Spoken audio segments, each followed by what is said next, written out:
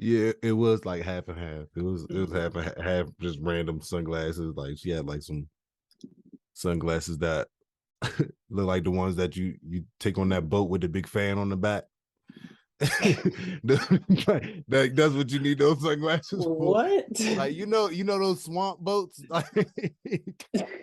I would take goggles on a swamp boat. I'm gonna be honest. That's kind of like they was those type of sunglasses. That's what they look like. But They were that big. they was that type. Like the type of person would be out there on a swamp boat with a big fan on the back with those sunglasses on. But yeah, we here. You know, we bike. You know, we bike. We know y'all. We know y'all just been waiting to hear our voices. Oh my goodness, I know. I know. I know. But we here again. We're going to talk about UFC 280. It went off. It snapped. It did all that. You know, it's me, Armani T, and we got B in the building, and it's the RoundHouse RoundTable. Hey, let's get it. I swear my glow up in lightning. Hot year, something like lightning. This shit a hit on my psychic. She want me lick, I'm excited. See, I feel that's my business, and that's why I'm business minded. Need a push, get behind it.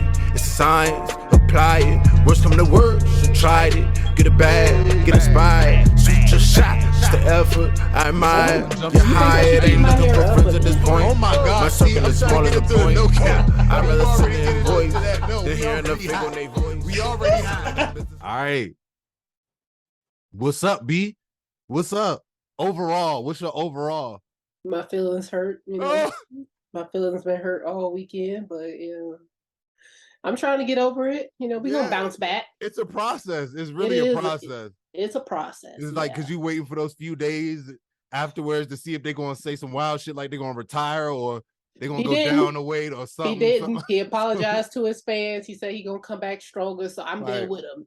Like that's real. I was like, oh no, yeah, I saw the gloves coming off. I was like, wait a minute, don't do that. Don't do that. Don't go out like that. But yeah, we here talking about UFC 280. So we're gonna get straight into it with the no cap recap, and we're gonna start it off with Carol Rosa versus Ling Landsberg. What you think about this one, B? I wish I would have saw more elbows from the elbow queen. I guess she couldn't get them in there because Rosa kept taking her down, did a good job of keeping her on the ground. Granted, that's how both of them lost their last fight to somebody else. So Rosa just took notes and she was able to get her down the first time in round one with no issues. And then that's what she just kept doing. That was her game plan. And it was successful for her. Yeah. The takedowns were a big part. I will say this, though. Round one, when there was no commentating, it was nice. I'm like, dang, there's something off. Oh, there's no commentating. I was like, there's something that's not nagging me in the background. Yeah. It was the commentators. And so it was nice not to have commentators trying to coach them how to get up out of positions, because as soon as they came back on in round two and round three, they would say, this is what you need to do to get from that position. And I just want to know how fights would turn out if they didn't do that. Or, you know, if the fighters are giving y'all some of their purse, just say that. But y'all need to be a coach, not a commentator, because that is so annoying, because that do change the trajectory of the fights when y'all are telling people and explaining how to get out of things that is your bread and butter. And I don't think that's right. If they couldn't hear you, that's a different thing. But they can hear you. Loud and clear. So it's literally just like, you get people who actually do it, have done it, been at the championship level, and they're literally just giving their 2 cents on what they would do. But that's what you got coaches for, and they do change the trajectory of the fight. Like you'll hear DC say, "Hey, it would make more sense if he went to the single leg. Boom, shoot for the single leg." Like, that's coaching, man. But Carosa came through, did her thing, majority decision. And like you said, the elbow queen was not showing all the elbows. Carol Rosa, she got a point taken, remember? Yeah, Carol Rosa. Yeah, but what I was about to say is, like, she came in with the elbows before Landsberg came in. She got hit with an elbow hard, and she was like, "Damn, I'm the elbow queen." I remember. Yeah. And she tried to throw some elbows after that, but it was kind of forced. Yeah. So Carol Rosa, she came through like these young people. They coming up and they staking their claim. and she's starting out with the number 14. So shout out to Cara Rosso on getting that W. She got the W. The W's getting it done. That's the one. Yeah. Next, Muhammad Makayev versus Malcolm Gordon. This was a good fight. It was. Malcolm was on the defense a lot. He did an excellent job of not getting submitted those first 2 rounds. And I think had he had 5 more seconds in round 2, he could have got the rear naked. It was in deep, and then the bell went off, and he was trying to get back to that, and he couldn't. Ended up, Muhammad got an armbar, and it was a smooth, elite transition. Couldn't be mad at it. There was nothing. I couldn't say nothing. Exactly. So, but this was a good fight. Muhammad stayed active, and he was just swarming on, just giving him a hard time. Yeah, it was constant pressure, but at the same time, this is the most danger I've seen Makayev in. If this would have went round 3, the way the judges were going, this might have just went Malcolm Gordon's way. Him getting that armbar, he was on top. He was on top. So, like, if that armbar didn't go, that would just be more time of him being on top, and he was actually landing and doing a ground and pound while he was getting position. And he was getting close to certain positions, and he had plenty of time left. So I just wonder what would have happened. But it's good that, like, Makayev, he showed up like he does while he's undefeated, and he got the job done, especially because this was probably one of his closest fights. Yeah. So I know for him, he probably felt like this was a bad fight for him, but at the same time, he's one of those guys that's about to go back to the drawing board, and as if this was a loss. So. Yeah, that's why all the confidence and cockiness comes from. But Malcolm Gordon clearly is a fucking problem.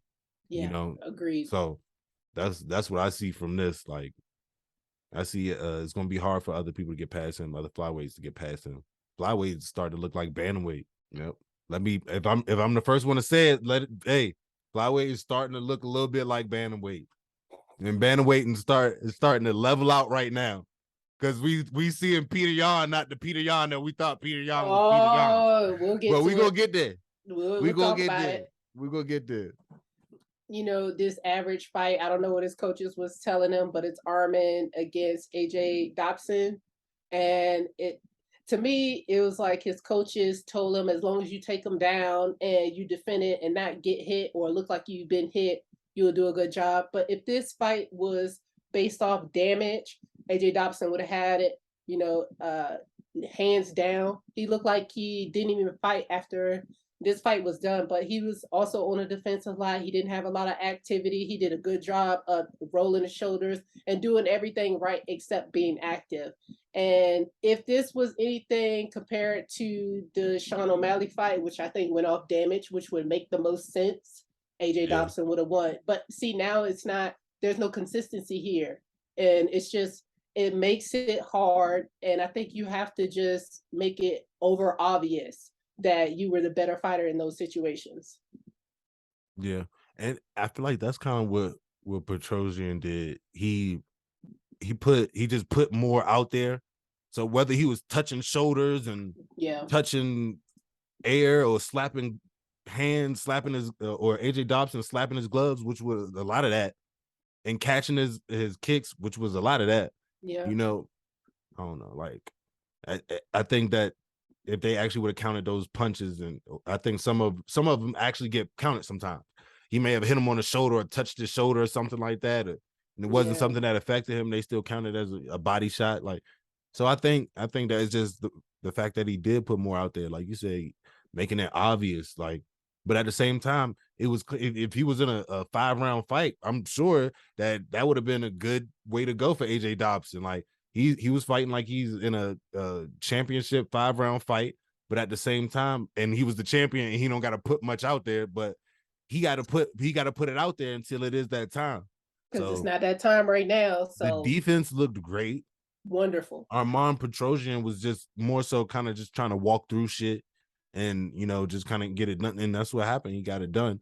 AJ Dobson was elite at grabbing the feet, but the higher you go up, those people are just going to make that a question mark kick, and then that's going to be a quick night for them. Sometimes it's cool to grab the feet, but other times, just check it, shoot the jab at the same time. Yeah, that's what I'm saying. He had opportunities to make it work in his his benefit, but he just chose to grab it just to show he can grab it. I don't know. You punch something, knock him over, hit him to the ground, take him to the ground.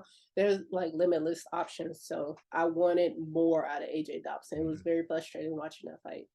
And it almost looked like when he was punching to touch him instead of trying to punch through. That's how you get power punches, and stronger punches is just punching through the target. I'm pretty sure you got plenty of pad hitting, just little tidbits from me, from somebody who just know a little bit. I don't know too much, but you know, I'm learning along the way. But I do know punching through the target is how you apply the most force, and on the right place. Next, Abubakar Nurmagomedov versus Gadzhi Omargadzhiev.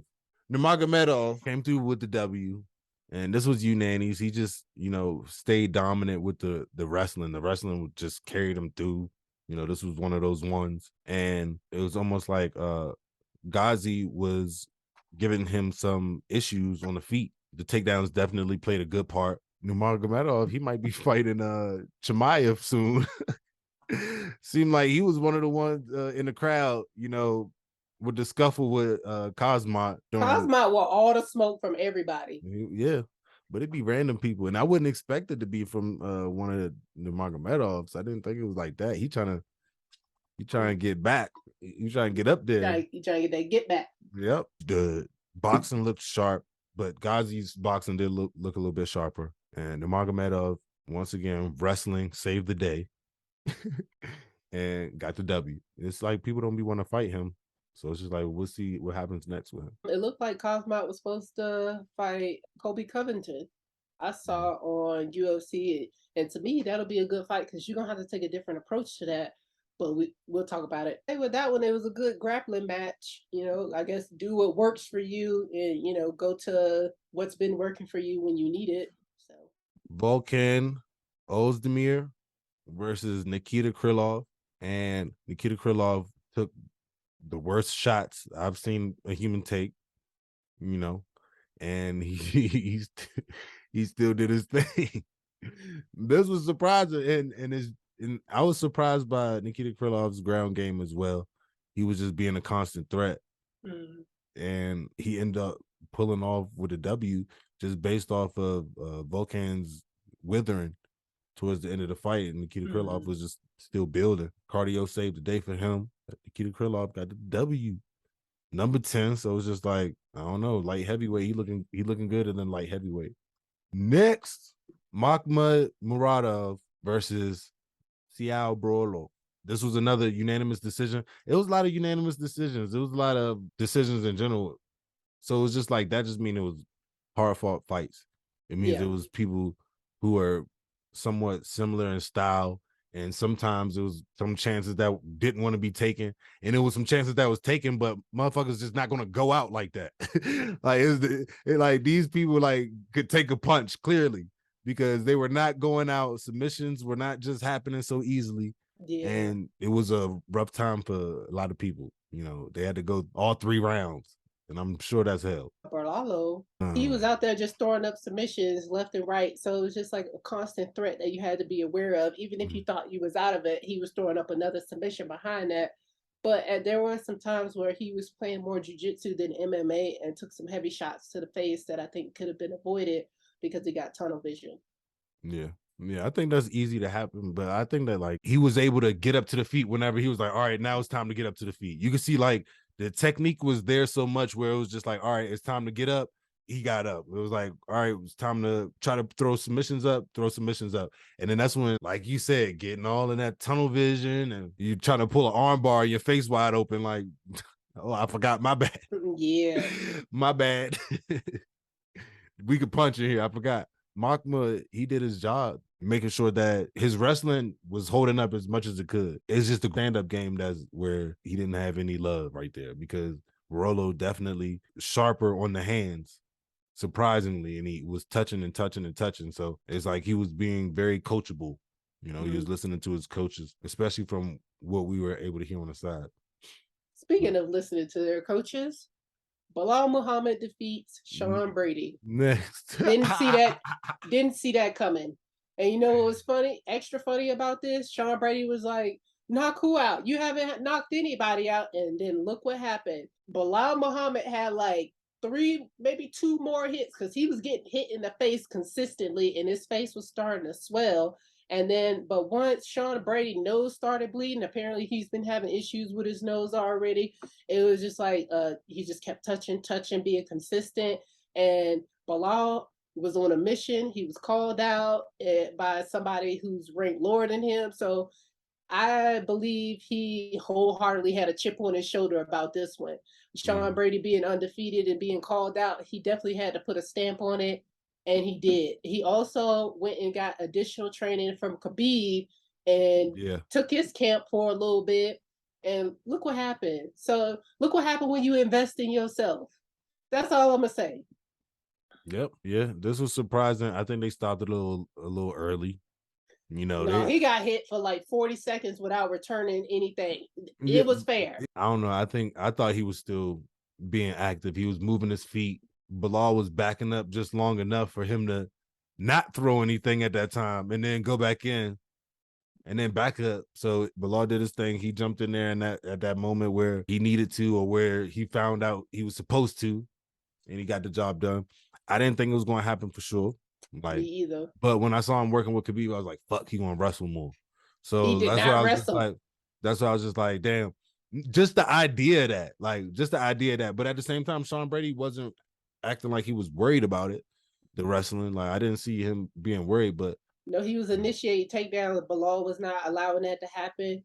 And it's because of Sean Brady's background in grappling, and which is completely understandable. If you are a wrestler versus the grapplers, they have submissions. Wrestlers, they just try to hold you down.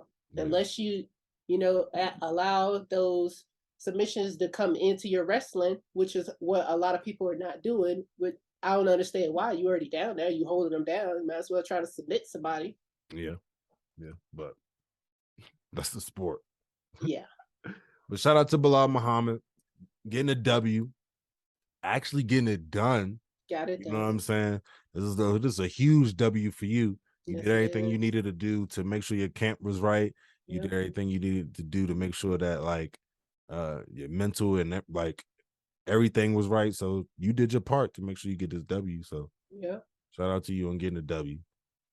Next, Caitlin Chukagian versus Manon Fiorot. And Manon Fiorot came through with the W, unanimous decision. Manon did more. I think that's the main part of it. She was having bigger moments. Like it was kind of clear. Like it wasn't like a wow, what happened? We know. Number 6 now. So, I don't think it's now. She's number 1 now. But she's number 1 now. So yeah. So this was a huge fight for her. You know what yes, I mean? it was. She definitely trying to get her name in the mix. Now consider name in mix for sure. And she gonna be giving the flyweight some issues, so we'll see. And her outfit was crazy. Her outfit was crazy when it was weigh-in time. She didn't put her hand up at the standoff. I was like, okay, I really want to see how this turns out. She got Gucci suit. The Gucci suit with the Gator boots with the Pepsi Gucci suit. That was her. All right. Next, Benil Damrouche versus Gamrot. And Benil Damrouche came from under the rock and got this W. And now he about to go back under the rock again. I don't know. Like, do he be wanting to fight though? I be wondering, like, do he be I want to fight. I just be wanting to fight. I just like fighting. Like, but you don't be fighting when you be fighting. But it's like preservation of your body too. It's like I'm gonna do enough to maintain my ranking. That's what I think it really is. Okay, that makes sense. And to me, this was like an old man fight, even though they're young. It was it gave That's me what I wanted to say. Go ahead. Vibes, like uncles fighting. Yeah, they had good movements, but it wasn't enough for it to be like a young person's fight. You could tell they were seasoned. They're both seasoned, and that's what I got from this fight. I'm not trying to take away and say it wasn't a good fight. It just gave me old man vibes. I'm about to say, well, You do that for 30 seconds, and I promise you're gonna throw up. What they did, that was like high level wrestling, like what they were doing. Yeah, it did look like a drunk uncle fight, but at the same time, every one of those moves were like calculated moves. Like that was high level wrestling. I'm not And saying it wasn't, but and it just gave me old man vibes. that's what but that's what they, and like Benil Dambru's hands was looking sharp. Sharp. Look, I thought his hands looked like a young man. That's what I was saying. Like, because I remember you said it to me. You like, I thought it was like a old man uncle fight, and then that's when I went and watched it. I was like, what are you talking about? I don't get it. I don't get it. I think it's Benil's salt and pepper hair. I swear, that's what It's it is. probably It was probably the gotta pace be of the that. fight. The pace of the fight is what gave me the old man vibes. I don't know. These motherfuckers was going even in the third round. That's why I was like, I was like, what the fuck? Like, because it was of course like Gamrot was slowing down more than I've ever seen Gamrot slow down, but at the same time he kept going, which was surprising to me. He had a consistent pace. Yes, absolutely. I agree with that. Yeah. I not disagreeing with you. Still gives old man vibes. Speaking of robbery, What? Hey, Sean O'Malley defeats Peter Yan. The only thing that I could think of why Sean O'Malley won his fight is based off damage. The knee to the face and Peter Yan bleeding all over the place, and Sean O'Malley not looking like he was touched very much, even though he was touched enough. And Peter Yan had more output, and he held the pace more. That is the only reason I can think of why he won this fight. Or a judge got paid off. I don't know. I'd prefer to go with the damage thing. But, somebody got paid off. I think it's like 2 or 3 fighters on here, but we ain't got to talk about that. Commentary team, you never know. Like, you never know who getting little cuts off the side. Man. Commentary be coaching like they getting a little cut. Like they got, like their DraftKings is rocking. But I had to watch this fight back because I was like, what the fuck? Like, it's not making sense. And then that's when I went back and looked, and like every takedown that you see Peter Yan get is not equivalent to like all the work that Sean O'Malley did outside of the knee. Outside of the knee, like those heavy punches, or was it the first round where they landed, where each knocked each other down in the first round? Mm-hmm. And that kind of neutralized everything. And because I know Peter Yan came through and won the second. I know Peter Yan won the second, but it wasn't by like a huge margin. Mm-hmm. And when I looked at the first round, that both of them getting a knockdown, and then both of them getting takedowns. Because remember at the end of the first round, Sean O'Malley got that little jiu-jitsu takedown, a little single leg.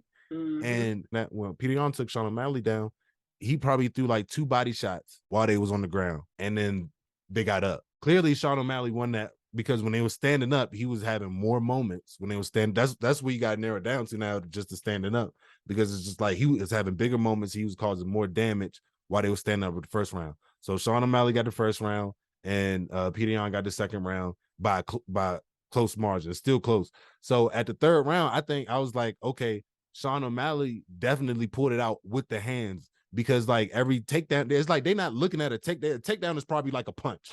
A takedown is probably like they count it now as like it's a significant strike. Mm-hmm. And okay, we got a significant strike, but the ground control time is now a factor. And he had that ground control time for was like 4 minutes or something. And the whole time on the feet, Sean O'Malley was still having those big moments. No, and what was the third? That was the third round when he got the knee. Yeah. So that really shined, like bleeding all over the mat. Peter Yan getting the takedown, not doing anything with the takedown. They stand back up, and he's still, this whole time he's doing shit like this, like speed bag little punches on Peter Yan. So he's still getting his points up. I don't know. I think that they called it right with Sean O'Malley getting a W.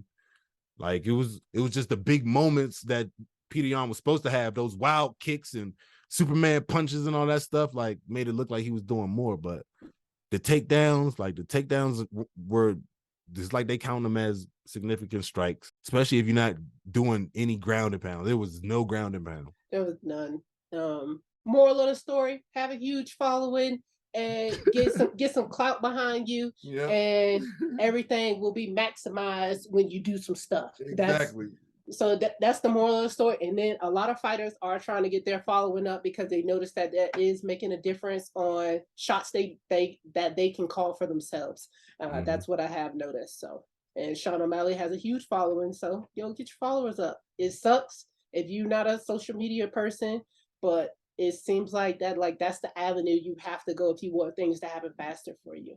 Next, Aljamain Sterling versus TJ Dillashaw. First, shout out to the champ. Shout out to the champ for getting it done. Yeah. Getting it done. Fuck an arm out the socket.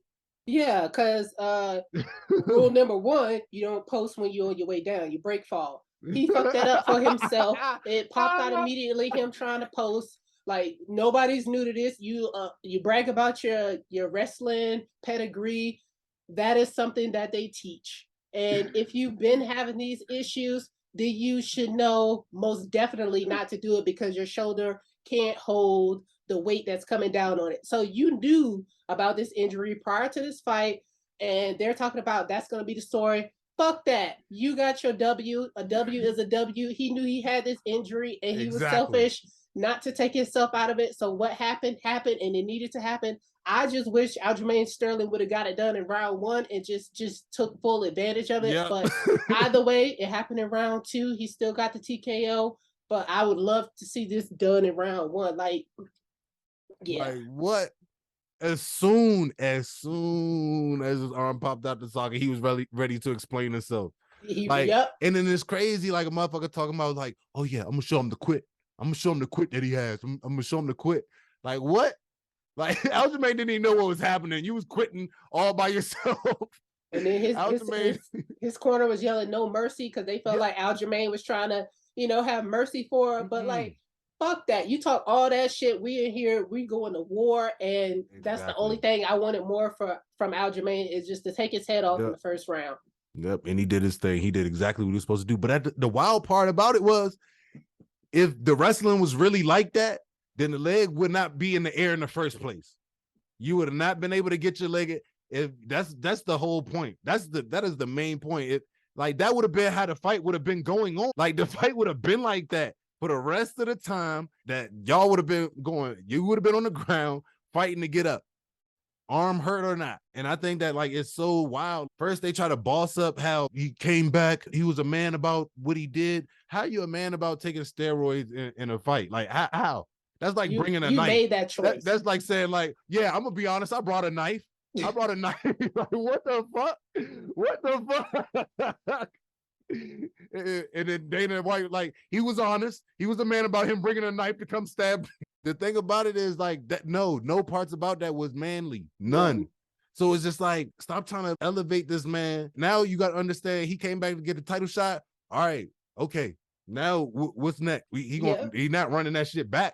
And then, and another thing, like, if y'all still running footage and promos from when he was juicing, and y'all didn't strip this man of his titles. That's messed up because he had, it was 2 or 3 title shots that he retained while he was juicing. That's fucked up. That's some trifling ass shit right there. And 2, if y'all still running a promo for when he was juicing, that's fucked up too. Like, what kind of message y'all sending at this point? Hey, just do it. You'll take 2 years off, but you can come back. You can come back. You still have all your accolades. It's no issue. Don't worry about it. What?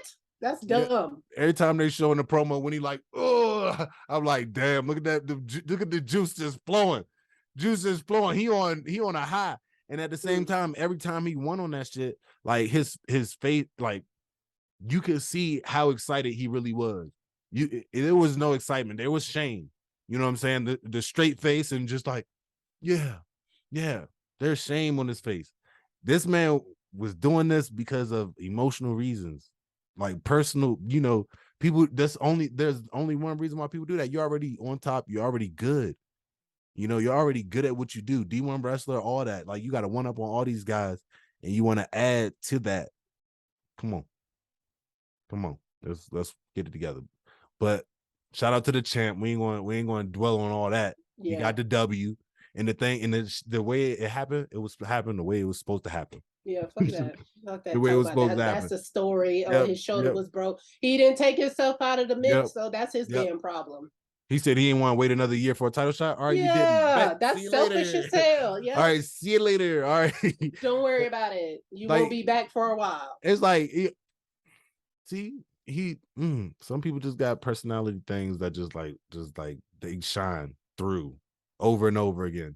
But next, I chalk it up to this. One person could not go home if they lost this fight, and one person, they had their belt on the line. So there was a person who had more to lose. He had more on the line. But think about what they had to do to prepare him for this. They said they spent over $1 million, $1 million in less than a year to help train this man to beat this man. So if somebody's saying that to me, I would feel very highly about myself, because you had to do all this extra work just to come face me, and I appreciate it. I'm not gonna take nothing away from him. He did a great job. It hurt my feelings. I'm about to say the boxing was elite from Makhachev. He was really getting through, which is how he got the knockdown, and the ground game. Like he looked. It was a few moments where he understood that Oliveira was a complete threat, like all the way around, all times. Yeah, like, and I guess he stayed safe. And once he got through his guard, he immediately went through in the middle and just kept sliding up. He didn't care about closed guard, and he just locked up the arm triangle. And then that's when Oliveira was automatically like, wow, this shit is tight, legs open. And then that's when he got to the side, and I was like, fuck, got to that shit. I'm not gonna say no, I don't even think he was really paid. got to the side. You did. He did. He cleared the shit out of that leg. He cleared it. That's what I'm saying. Like that's what people I noticed. When people notice that shit tight already, then they're gonna try to start fighting it first, trying to get to that side so the legs is open. Yeah, I did that yesterday too much. But go ahead. Feelings is hurt. I'm not gonna say Oliveira was paid to, Don't do that. No. I said I wasn't gonna do it, but it crossed my mind a bit. Not gonna lie, like that's crazy. But he gonna come back stronger. We still here. Do Bronx. I'm riding with you. Yeah, but shout out to the champ, Islam Makhachev, new lightweight champion. That was the No Cap recap. UFC 280. We appreciate y'all rocking with us. Make sure you go rock with us on Apple, Amazon, Google, anywhere that you hear podcasts. Make sure you tune in with us. It's me, Armani T, and it's B, and it's the RoundHouse RoundTable. And we out. I use the heat as a sword, cause keep the peace is important. They go keys for you. Say please. That's one, please. Don't need. No one, that's two, please. Don't leave. That's 3, 4. If you do.